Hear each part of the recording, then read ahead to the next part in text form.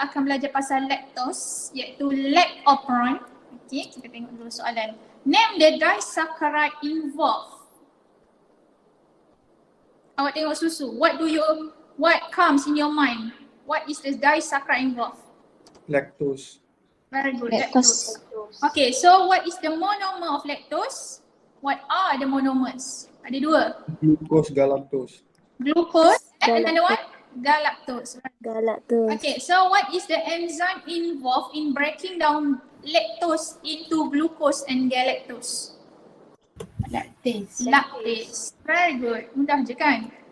Okay, so ada tak antara you guys yang sakit perut kalau minum susu?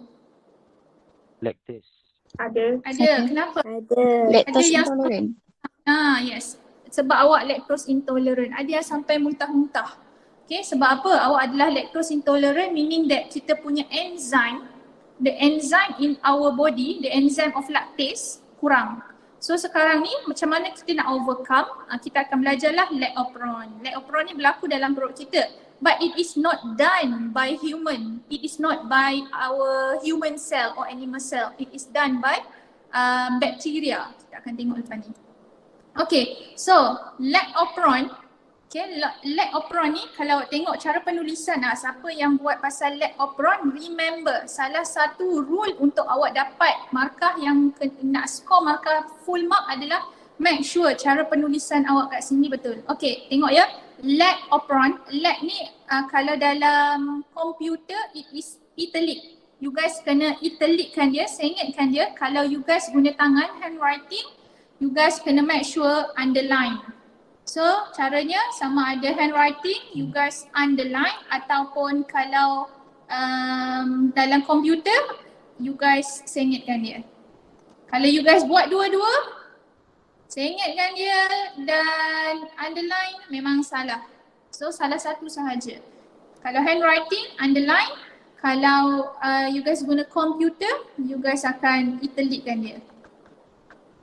Sama juga bila tulis nama bakteria. Nama bakteria contohnya adalah Streptococcus ataupun E. coli, Escherichia coli, E. coli. E. coli awak memang kena underline bila tulis. Dia ada dua perkataan, so kena ada two line, not one line. E. coli, one line, tak boleh. Memang berbeza. E satu line, coli satu line. So ada dua lines kat situ. Complicated kan? Tapi mungkin first time sajalah. Tapi after you apply many times, awak akan dapat nampak rentak dia lah. Okay, so kita tengok ya, what is Lac Operon? Okay, so Lac Operon, it is a cluster of gene regulated as a single unit. A cluster of gene.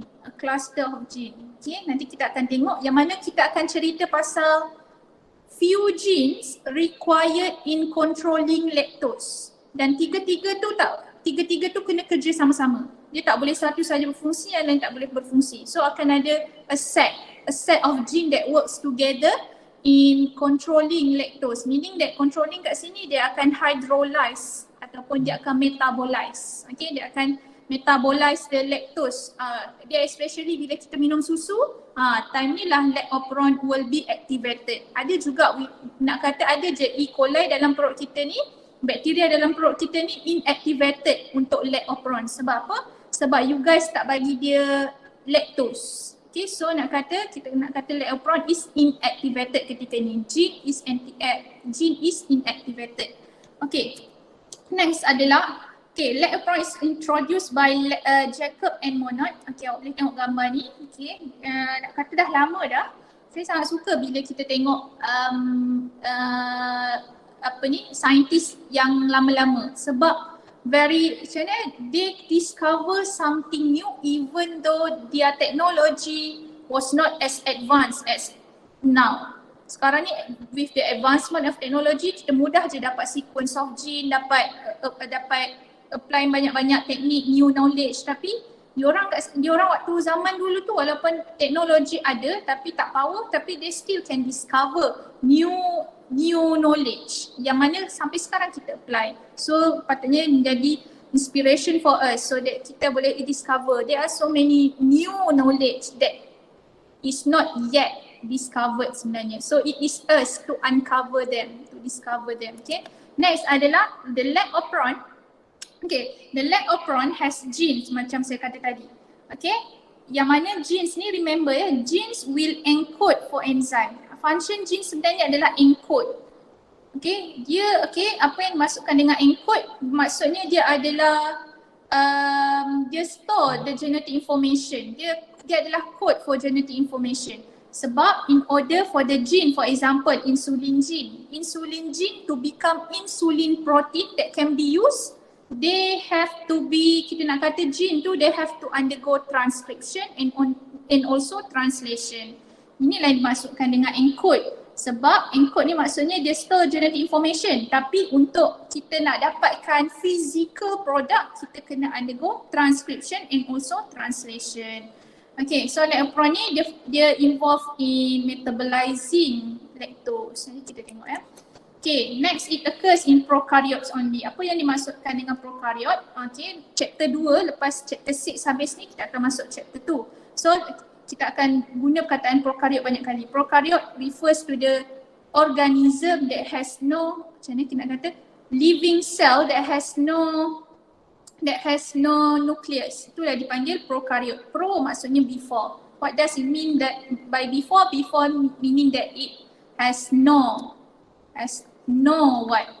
Karyot. Karyot refers to nucleus. So contohnya adalah E. coli, bakteria. Okay, bakteria tak ada nucleus, tapi dia ada cytoplasm, dia ada nucleus. Kenapa saya sebut nucleus? Dia ada DNA, tapi DNA dia it is not in the nucleus, it is located in the cytoplasm. Okay, now kita tengok the structure of Lac Operon. Okay, structure of Lac Operon ni sebenarnya sangat mudah, you guys boleh lukis sendiri. Nanti lepas ni saya akan minta you guys saya bagi masa untuk you guys lukis. Okay, kita tengok dulu structure of Lac Operon. Kalau nampak kat sini, okay, saya lukiskan supaya mudah. Okay, ini adalah Lac Operon. Saya bahagikan kepada 5. P-O-Z-Y-A. Pozia. P-O-Z-Y-A. Itulah dia, Lac Operon. Ingat ya, Lac Operon ni adalah yang bawah ni. Adalah pozia. What does it mean by P? Dia adalah promoter. What does it mean by O? Operator. What does it mean by Z, Y, and A? Z ni adalah lexigene. Lexigene. Yang ni you guys kena underline Okay, Y is Lac Y. Lac Y, underline. And A is Lac A. Lac A gene. So kat sini Lac Operon ni dia ada promoter, dia ada operator dan dia ada 3 genes. Okay, ni semua adalah genes. Okay, promoter and operator ni apa Miss? Dia bukan gene ke? Dia adalah binding site sahaja. Okay, dia adalah binding site, meaning that dia adalah dia takkan produce the new protein. It just act as binding site. Okay, however, nak kata kita extendkan lagi DNA kita ni, ada lagi kita extendkan dia, yang mana ada satu part yang sangat penting yang kita panggil kat sini adalah Lac I gene. Lac I gene, yang mana Lac I gene ni sebenarnya dia regulatory. Kenapa kita panggil regulatory? Sebab dia akan menghasilkan, dia akan produce what? Dia akan produce repressor. Nanti kita tengok kenapa ni, apa function repressor. Repressor ni sangat penting sebab dia akan menyebabkan the switch on or the switch off of Lac Operon repressor ni. Okay, so far boleh? This one semua ni adalah DNA boleh tak? Nampak tak? Okay, kalau saya kata Lac I, okay, dengar betul-betul soalan saya. Lac I gene is a part of Lac Operon, yes or no? No. No, okay. What is the function of operator? Binding site. Binding site. Of, it is the binding site of repressor sebenarnya. Tadi saya tak sebut, tapi dia adalah binding site of repressor. What is the function of promoter? It is the binding site of RNA polymerase. Ada sebenarnya, ada enzyme kat sini. Ada satu enzyme yang diperlukan macam transcription. Okay, ada satu enzyme saja. Enzyme yang sama juga, ini adalah enzyme RNA polymerase.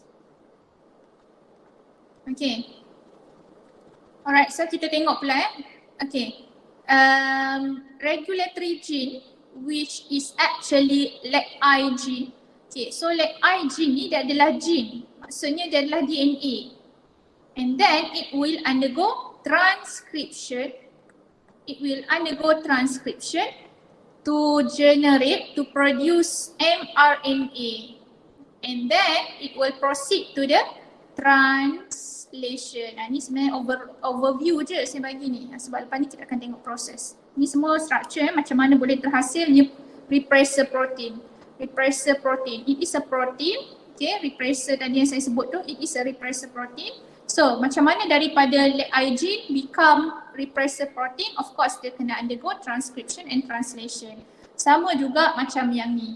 Okay, LAC gene. Okay, tengok LAC gene ni yang mana function dia encodes for beta-galactosidase.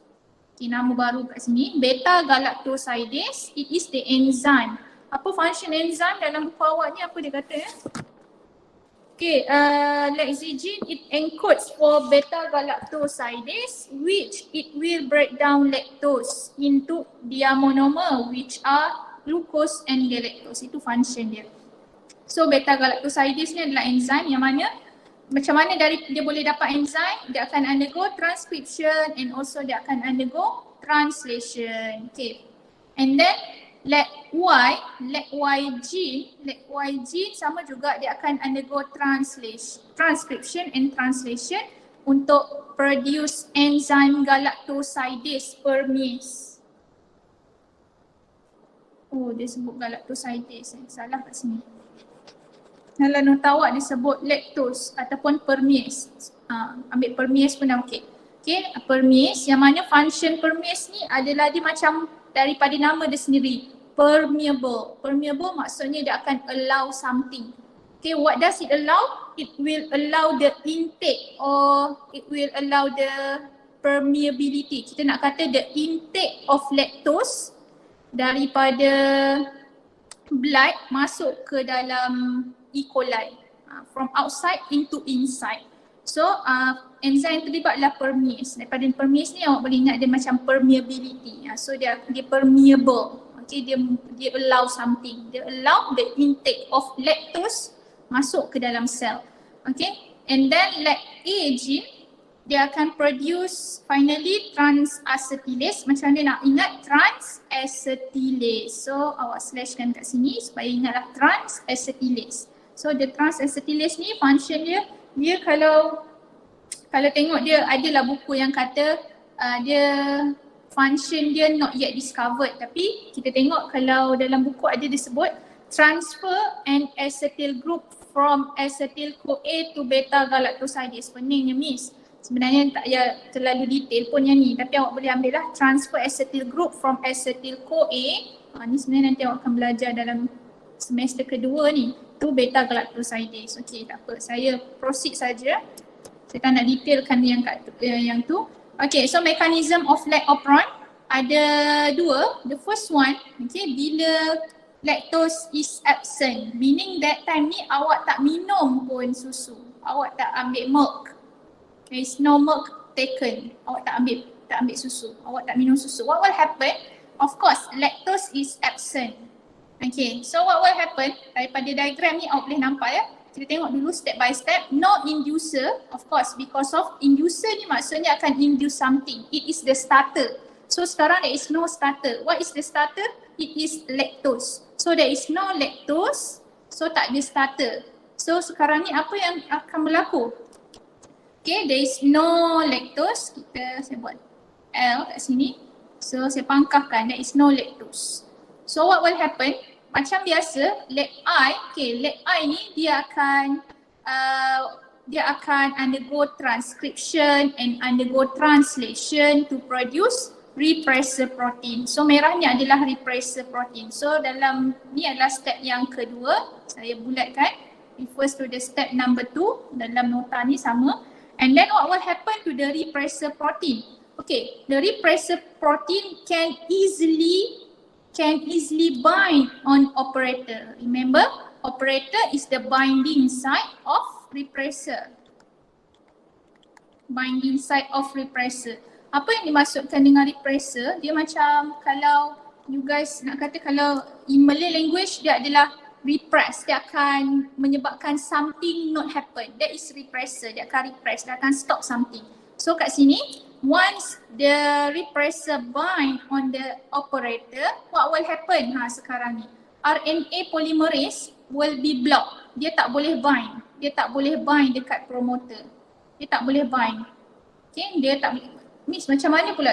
Kalau tengok muat je sebenarnya ada je site dia untuk RNA polymerase akan bind. Sebenarnya kalau ikutkan gambar repressor ni dia besar tau. Repressor ni dia cukup besar sampai dia ambil a part of promoter.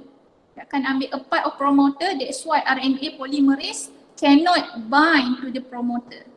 Okay, so dia tak boleh bind. So kat sini dia adalah step number, this one step number 3. This one is step number 4. Okay, RNA polymerase block. Dia blocked by the repressor, bind on the operator. Okay, next, what will happen? Kita tahu RNA polymerase ni lah function dia untuk undergo transcription and translation. Kan tadi kita dah cover translation, kita guna RNA polymerase. So transcription yang kita pernah belajar sebelum ni pun guna enzyme yang sama.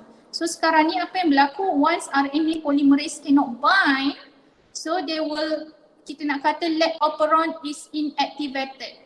Okay, inactivated ataupun switch off. Switch off. So bila dia switch off, meaning that Lac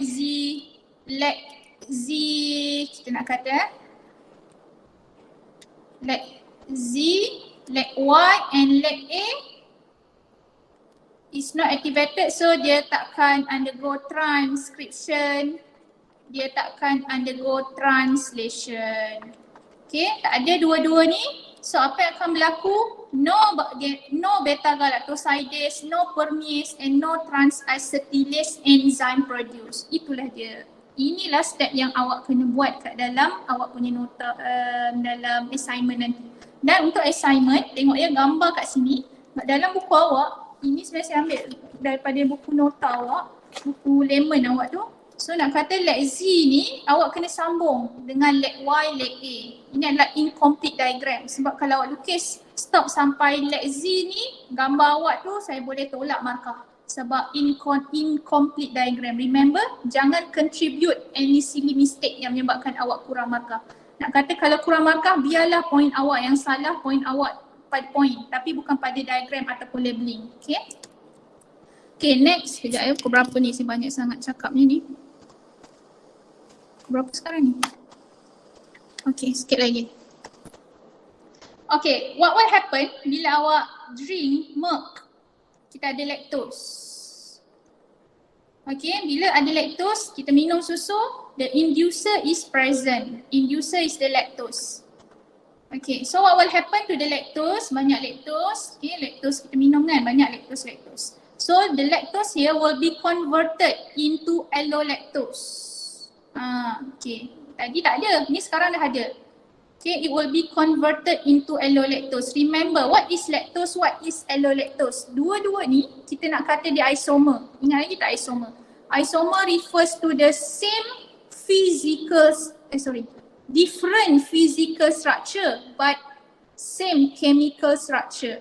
Nak kata function dia still sama, chemical formulanya still sama, however yang berbeza dia adalah in terms of physical structure. Physical structure berbeza sebab dia perlu fit into repressor protein supaya untuk fit dia perlu tukar lactose kepada bentuk yang lain which is allolactose. So what will happen to the allolactose here? Allolactose will bind on the repressor ni kat sini. Okay, will bind on the repressor kat sini. Repressor ni nampak tak? Tadi pun ada binding site. Repressor nak kata repressor ni ada binding site of allolactose. Tadi ada Macam ni awak boleh nampak. Ni pun ada. Ni adalah binding site untuk allolactose. Tapi since tak ada allolactose, tak ada pun lactose, so tak ada siapa yang akan bind dekat dia. So what will happen once the allolactose bind here, bind on the repressor. Okay, ni step yang ketiga. Dalam awak punya assignment buat step. Saya memang mencari step. Kadang-kadang gambar awak tu awak ke atas, kat bawah, kiri, kanan, tapi saya nak benda tu adalah boleh nampak fluent sahaja cara nak baca. Okay, number 1, number 2, number 3. Okay, walaupun awak buat arrow, walaupun macam-macam jenis awak buat, tapi saya nak ada number sebab dia adalah proses. Proses awak kena buat number supaya boleh nampak step. Okay, kita continue. What will happen? What will happen once allolactose bind on the repressor protein, it will change. Ni. It will change the conformation. Ni step number 4. Conformation ni refers to the shape. Shape siapa yang berubah? Shape repressor protein. Ni adalah repressor protein. So repressor protein sekarang ni dah berubah sedikit. So what will happen? Can repressor protein bind on operator? Boleh tak dia bind dekat operator? Boleh tak? Tak boleh. Sebab apa? Kenapa dia tak boleh bind dekat operator? What happened to the repressor protein? Bentuk dia tak sama. Shape dia tak sama. Yes, the shape or the conformation has been changed. Okay, ada slight change, ada perubahan sedikit. So now what will happen? Inilah advantage dia. So RNA polymerase can bind to the promoter. So bila dia boleh bind dekat promoter, RNA polymerase ni boleh move. Dia boleh move, bergerak. So bila dia bergerak, dia akan, bila once dia arrive at lysine, so boleh berlaku transcription, boleh berlaku translation. So akan menghasilkan beta-galactosidase enzyme. Okay, so beta-galactosidase enzyme ni function dia apa? Dia nak break down lactose into, dia akan break down lactose into apa tadi? Glucose and galactose. Okay, and then bila dia move lagi, sekarang dia sampai dekat LAC gene. So dia akan undergo benda yang sama, transcription and translation. Now the product is permease. So permease tadi saya kata apa function dia? Okay, ini bayangkanlah ini adalah E. coli. So E. coli ni kita tahu dia ada Lac Operon. Okay, dia ada Lac Operon. So sekarang ni Lac Operon kita dapat hasilkan permease. Permease. So permease ni akan move to the cell membrane, near to the cell membrane to allow the uptake of lactose from the outside into the cell. Dia akan bawa masuk. Supaya dia boleh breakdown. Dia akan breakdown kepada glucose and galactose. And then the next adalah Lac A gene. The Lac A gene akan undergo transcription and translation. So dia akan menghasilkan trans-acetylase. Trans-acetylase ni basically dia nak kita apa dalam buku ni dia kata dia akan transfer acetyl group to beta-galactosidase. So meaning that beta-galactosidase enzyme nanti ni dia akan dapat acetyl CoA. Dia kalau saya lukiskan kat sini, ni adalah beta-galactosidase. Ni enzyme. So akan ada another molecule which is acetyl CoA. So saya tulis CoA kat sini. So ada CoA bind dekat dia. Itulah dia. So sebenarnya siapa akan bindkan CoA to the beta-galactosidase is trans-acetylase. Ni complicated sikit lah. Tapi itu je lah. Yang lain senang je. So sekarang ni kita dah complete dah